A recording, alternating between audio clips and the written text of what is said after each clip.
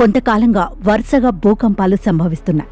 Myanmar వంటి దేశంలో భూకంప ధాటికి వేల మంది ప్రాణాలు కోల్పోయారు.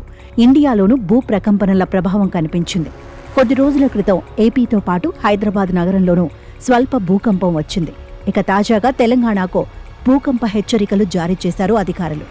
రామగుండంలో భూకంపం వచ్చే అవకాశాలున్నాయని పేర్కొన్నారు. భూకంప తీవ్రత గట్టిగా ఉంటుందని చెప్తున్నారు. ఆ భూకంప తీవ్రత హైదరాబాద్ అలాగే అమరావతి వరకు కూడా ఉంటుందని అంటున్నారు.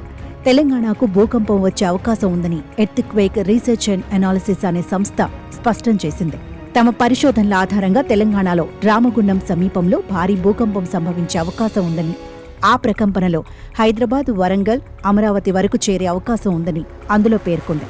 అయితే ఎర్త్క్వేక్ రీసెర్చ్ అండ్ అనాలిసిస్ సంస్థ భూకంపం సూచనలను ఎవరూ కూడా ధృవీకరించని పరిస్థితి.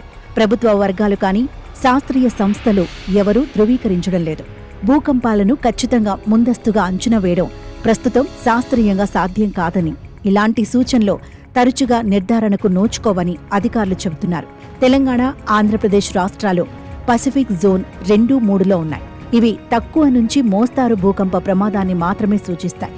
గతంలో ఈ ప్రాంతంలో కొన్ని చిన్న చిన్న భూకంపాలు సంభవించాయి. అవి ఏమాత్రం నష్టం కలిగించలేదు.